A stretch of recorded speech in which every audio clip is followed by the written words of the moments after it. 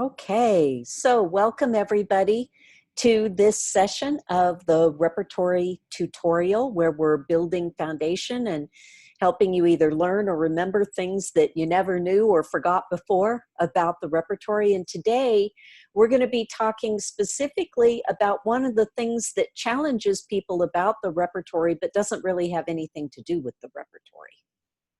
So we're going to talk about Latin names and abbreviations.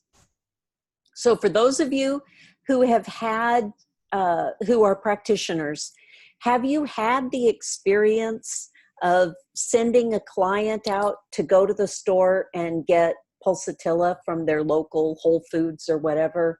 And then you talk with them 2 weeks later and you say, so how's it going? And they say, well, yeah, I went to get, but you know, the column with the pulsatilla, there weren't any vials in that one, and the one right next to it, I just bought that one instead. It was Poto something. So it's all Latin. I just got that one instead. That's okay, right? Have you had that experience? Or you tell somebody that you want them to take, you know, Aristolochia milhomens, and they say, I can't take that. I can't even pronounce that. Am I the only one that works with these kind of clients or has these kinds of experiences? I remember being in awe of some of this when I first started out, and I took Latin for 3 years in high school and a year in college. So a lot of the Latin stuff was familiar to me, but the medical terminology, not so much. I was coming from a computer background, and it was quite the challenge. So when I was in school, there were plenty of people who decided they did not like repertory in the same way that they decided that they did not like the organon. And it was not because there was a problem with reading the organon or because there was a problem with the repertory. It was because there was a problem with words that were unfamiliar, and it made it hard and it made their brain hurt. So before we dive any further, Sue says her clients were more compliant. Yeah, some of them are and some of them aren't. Some clients are very imaginative in what they choose to do. So before we go diving deep into the repertory, we're going to talk about learning that when we study repertory, it's not just about the repertory. In the last session, we talked about the origin of the repertory, how it came to be, that we have these collection of symptoms from provings, and that those are drawn into a pool of information about a remedy that's called materia medica. And that then we have an index that lets us find things in materia medica. That's the repertory, from the verb repertus, Latin verb, which means to find. And it's an inverse arrangement from materia medica. In materia medica, like for aconite, we have all the symptoms of aconite all lined up. And in the repertory, we have all the symptoms lined up, and aconite shows up in the symptoms where it is associated. So it's a totally different arrangement. And we also talked last time about how it's very unlikely to have the kind of diagnostic terms that we're used to looking for. If a client says, I have diabetes, then going and looking for diabetes in the repertory is going to be kind of hard. Or if the client says, oh, I have the flu, then going and looking for that in the repertory can also be kind of hard. So we have to go always back to the symptoms. So today we're going to talk about some of the words in the repertory that might be stumbly blocky, and we want to prevent that. So we're going to talk about Latin and Greek. Did any of you guys who are on the call today study Latin or Greek in school? I know you guys, I know a lot of people are very practical and they took French or Spanish or German or something, but okay. Yep. All right.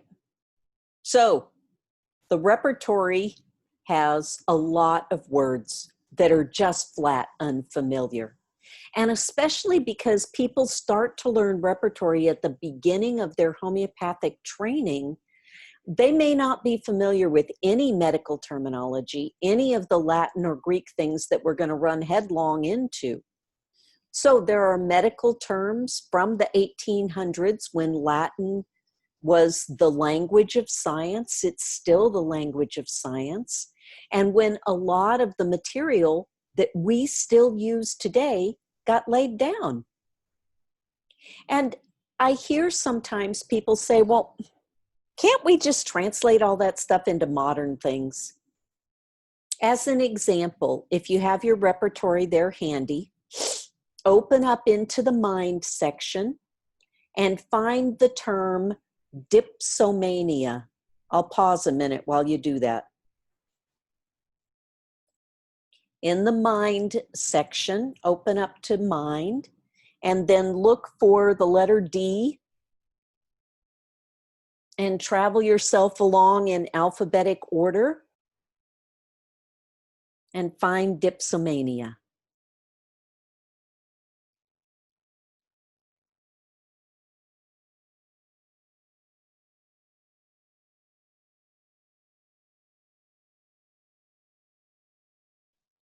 Doesn't matter what repertory you're using. So if you're there on your computer and you have repertory software, you can go peek in there.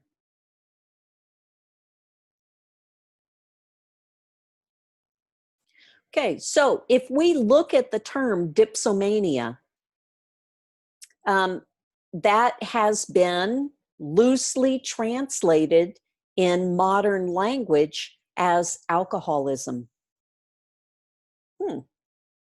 But if we look at the remedies in there, there are many different reasons why things got thrown into the term dipsomania, which is a compulsion to drink.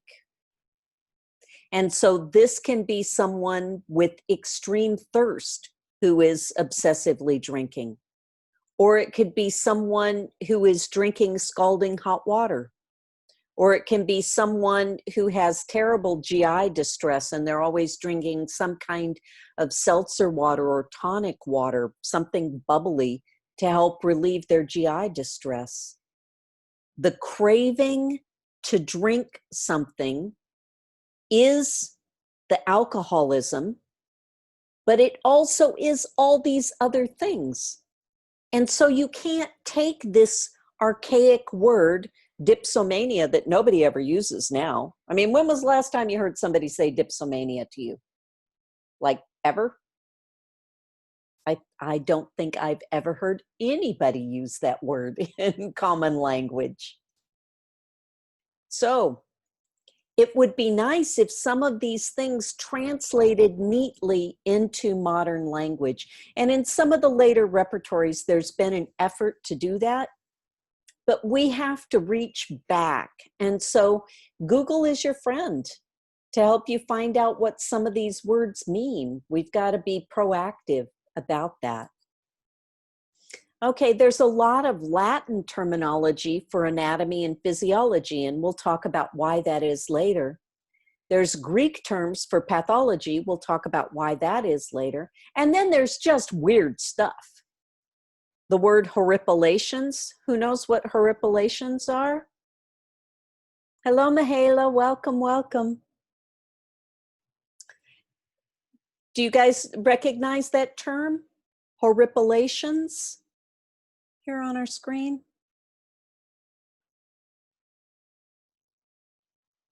Recognize that one? It means goosebumps. It's somebody who has goosebumps. And this is one of those things where you just wouldn't know it. The pilia are the little places that are associated with the roots of the hair. And so that's like when they're horrified, like when you get scared and your hair stands on end. That's the origin of that phrase. But now people would just say goosebumps. But you don't find goosebumps in there because when these repertories were being written, they were called horripilations. So there are plenty of things like that where we have to become familiar with the language of the repertory. That's a frustrating thing sometimes. So what I want to suggest you do is get really, really comfortable with a pen. You need to become one of those people who writes in books. Are you guys okay with writing in books? I write all over my books. I scribble in them. It's actually a special form of library science. I don't know if you guys knew this. The markings in the margins of books, it's called marginalia. And there's a whole field of study of it for librarians and archivists. So I want you to get good at marginalia. And if you run across a word that you don't know what it is, have your phone sitting right there by you and ask Siri or ask Android or ask your Alexa or your Google device, or you ask something. What's the definition of blah, blah, blah? And when you hear back what it is, write it in the margin. Writing it down will help you remember it. And then the next time you're flipping through your repertory, you'll see it there. And that will anchor it again and again.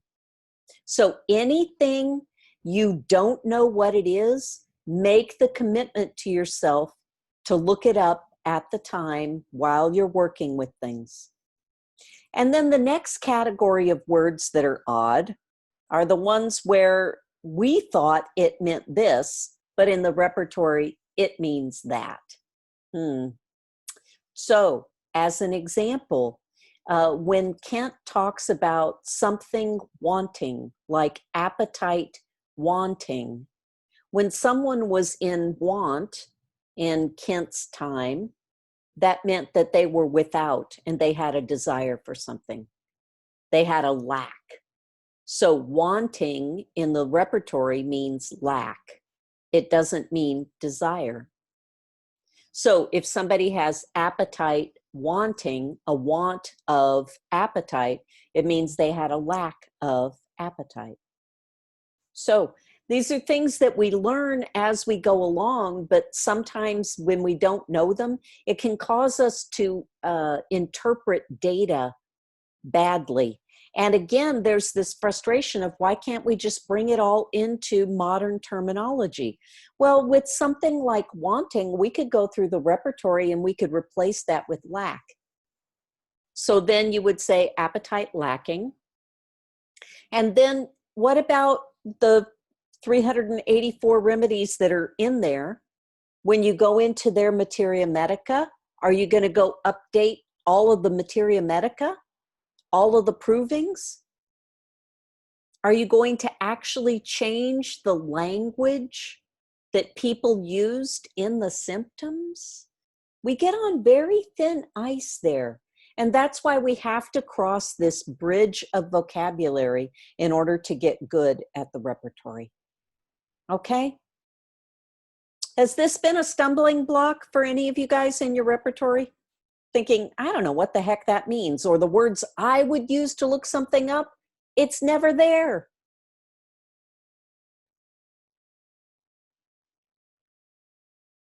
A lot of people grapple with that at the beginning, so we're going to try and make that easier for you. All right, so let's talk about Greek. An estimated 3/4 of medical terms are of Greek origin. Sue says, I think it's poetic and I resist changing it. I have so learned to love it now, but I hear often from students that it's a struggle. Yeah. So about 3/4 of medical terms are from Greek origin. And the reason for this is because the Greeks actually started off the whole medical thing around the 5th century before Christ. And they developed what was called rational medicine, which was an idea that if you had disease, there was actually something that could be done about it based on the kind and nature of disease you had.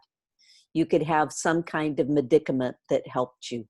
And they used all kinds of things, light, sound, herbs, body physiology stuff. They used all kinds of things. So this was all happening with Hippocrates and the medical school that followed from him. And then later with Galen, who had probably the biggest influence of any of the later Greeks, they developed theories about disease and about health that were dominant through the 18th century. Those came straight to Hahnemann. And the terms they used became the foundation of medical language in all the medical books. So there's another reason for this. Greek language is a lot like building blocks. It's a lot like Legos, where you can take this suffix and stick it onto this core piece of a word and stick this prefix with it, and you can play around with those, and all of a sudden you've got a new expanded different word. You can stick a couple of pieces together. Greek is particularly good for that. And so it lends itself to creating new terms. And because during the 17th, 18th, 19th, 20th century, we had so much new medical knowledge, it became easiest to build on that using Greek terminology. So that's why we've got a bunch of it. Oh, duplicate. All right. And what about Latin? Latin was the language of science. And there was a very famous anatomy text by Andreas Vesalius that was used incredibly widely, that had all these pictures and details, and it named all these parts. And so the language of Latin has come to us from that time. You know, once a thing has a name and it's in use, it's a bother to rename it. And so we just keep with what we've got. Now, the other thing about this is that Linnaeus, who is the father of modern botany, also was using and writing in Latin, the language of science at that time.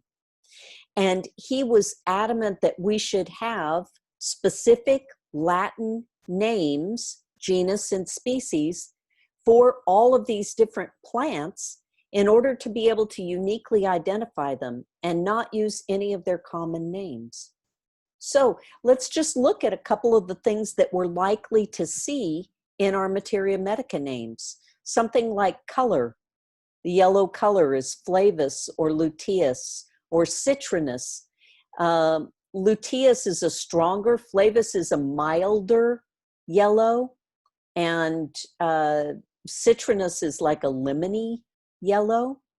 Or for red, we'll see the color rubrum, like Corallium rubrum, which is a snake that has a red band on it. Or roseus, if something's kind of pink or rosy. Or purple, where we've got the purpureus or purpura remedy. And this applies in Latin names to conditions like, I'm trying to think of something, thrombocytopenia, purpura, something that has to do with blood cells. One will come to me. And if it was really, really, really purple, a tropurpureus, like berry purple. If something was green, it would be viridis or evergreen, semper, meaning always, virens, sempervirens, like gelsemium, sempervirens. If it's white, it's going to be albus. Black is nigrum. Silver is argentus. Gold is aureus. And so as we get used to these, we start being able to see, oh, what does that mean?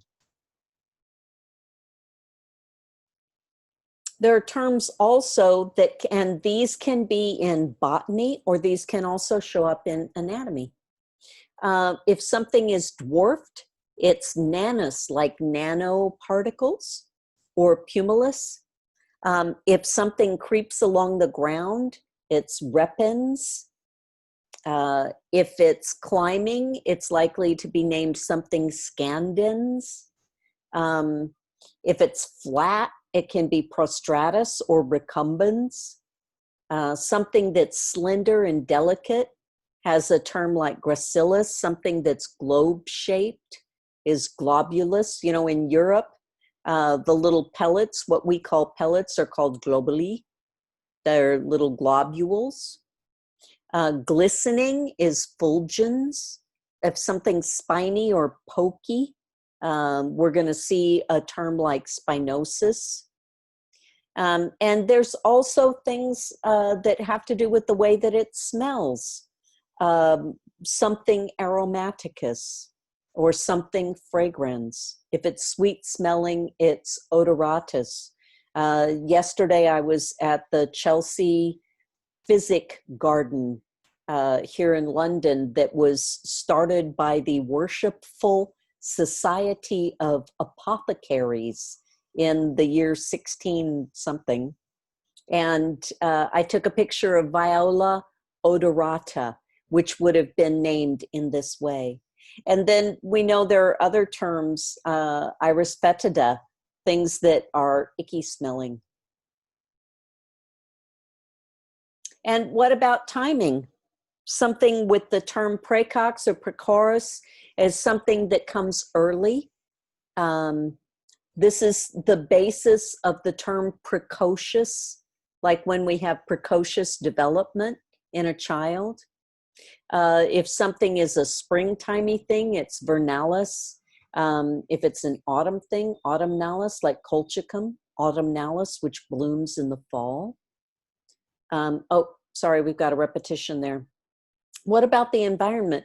In wet places, we see palustris, like ledum palustris, which grows in a marshy spot, or aquaticus. In rocky areas, saxatilis. And in woodlands, a lot of the trees have names that end in sylvaticus, or if there's something up above the tree line, it ends with alpinus. Now, we're going to see these kinds of terms in our materia medica, and they'll be less scary to us if we're looking at the names of remedies and we say, oh, that means this, I get it. Okay, now so we've looked at some Latin things. Let's look at some Greek roots. And I just want you to think how often you see these things. Adene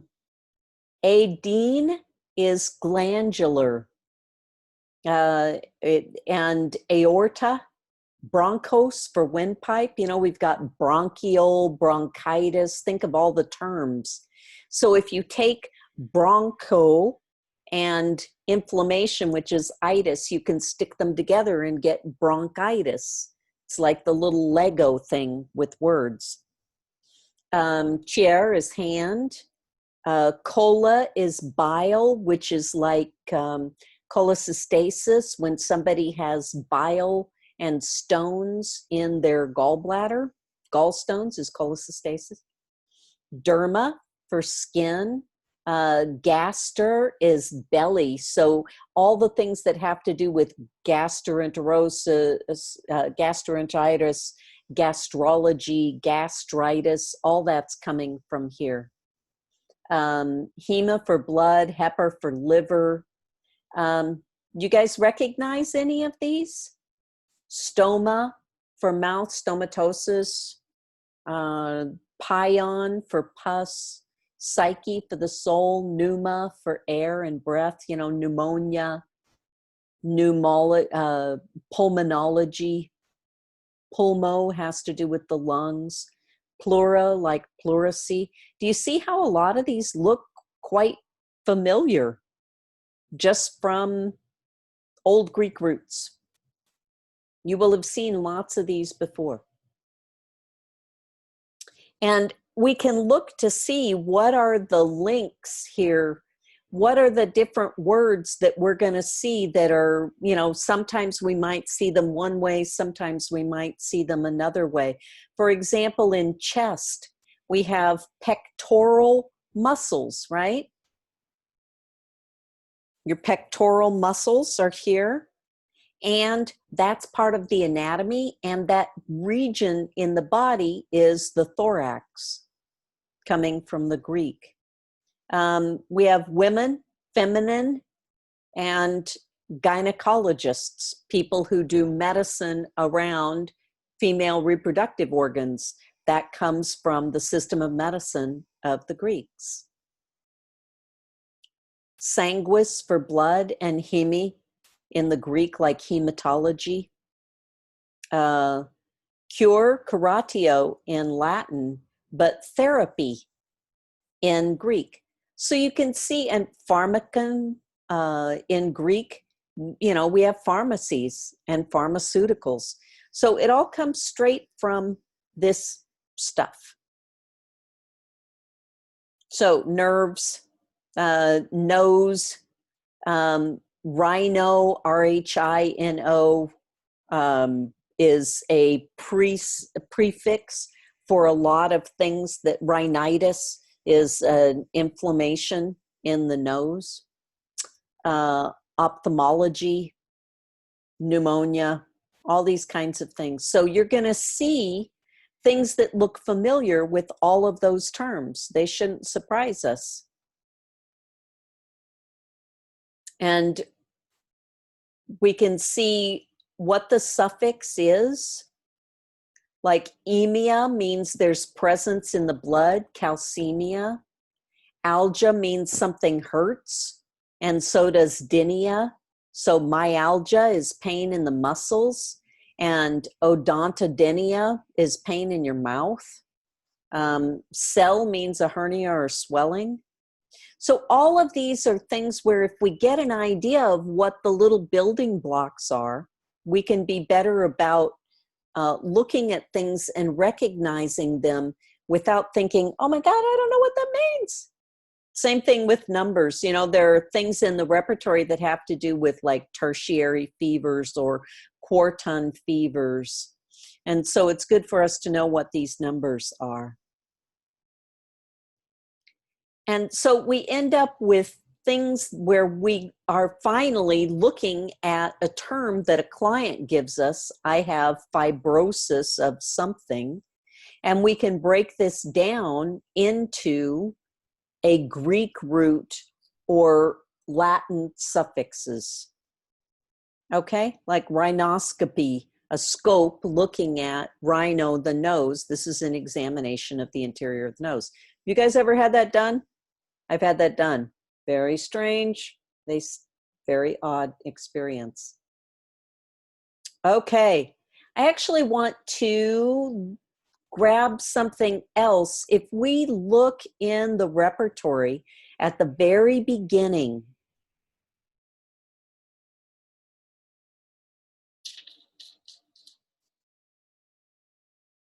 oh dear, where is it? Oh.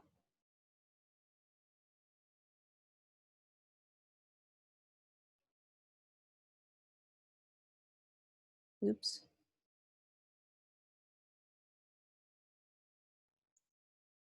There.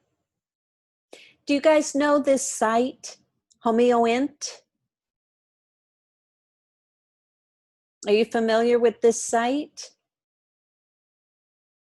There's a guy named Sylvain Casalet who's an excellent builder of homeopathic community, and this website, HomeoInte.org, has all kinds of books and texts in French and English, lots of articles, lots of interesting stuff. Okay, so let's go out here and look. Now, each remedy that we know in a name has an abbreviation because it's cumbersome to write out the whole name each time. So let's say we have something like Aconitum napellus, which we lovingly know as aconite. And let's say that we didn't know what either of those words meant and we wanted to. We can use Mr. Google as our friend, and we can go take a look. If we search on Aconitum napellus, definition of, we might get something like this page that talks about this remedy. The name aconite is derived from the Greek word akonitos, from akone, meaning whetstone, which is made up of ak. Remember I told you about all the little pieces, meaning pointed or sharp, and konos, meaning cone. So the name probably refers to the pointy leaves. And the Latin species name Napellus is derived from napus, which means tuber, and refers to the shape of the roots. So here's where we find out what things look like. I have one other reference that I want to share with you. And I will put this up on the web page so that you can see this. There's wonderful information in here. There's a beautiful list in this article all about understanding botanical or Latin names, with a whole series of wonderful phrases. Acaulis means stemless. Annua means annual. Angustifolia means it has narrow leaves, like Echinacea angustifolia. So I'll put this up here so you guys can take a look at it, and it'll give you an idea as you're reading Materia Medica names. What exactly does that mean? How did they get to that? And it will give you a context so that it won't seem so foreign or weird. Okay?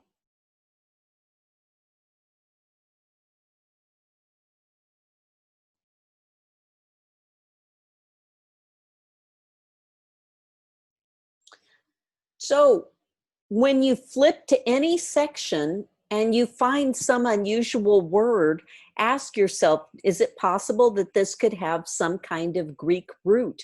And instead of going into, oh, I'm intimidated, here's another word that I don't know, ask yourself, oh, can I find the building blocks of that so that next time I will know?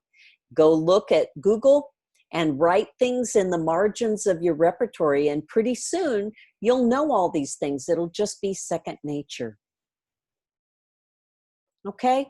So in order to get good with repertory, the terminology is something that we have to get under our belts. We can't be intimidated about it, and we need to be able to take it in stride and use it. So this is part of our learning. It's the groundwork for our repertory studies, and I'm still learning stuff.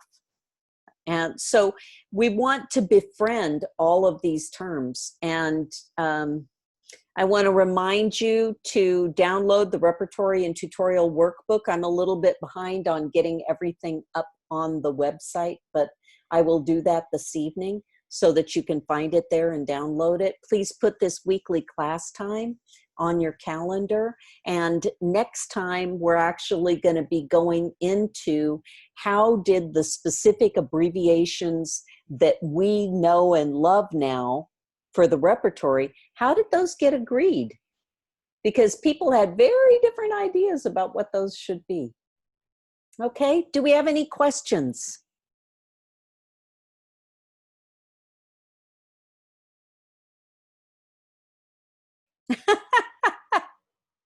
We'll all be really good at crossword puzzles after we learn all this. Yes, absolutely. In fact, one of the things that I did when I was first teaching repertory was create crossword puzzles of repertory terms. So I'm sure there's some website where we can figure out how to do that. All right, guys, thank you so much for your time today, and I'll look forward to seeing you in our repertory tutorial class next week, or in some other session that we're doing on the Trinity Health Hub. Thank you. Bye-bye.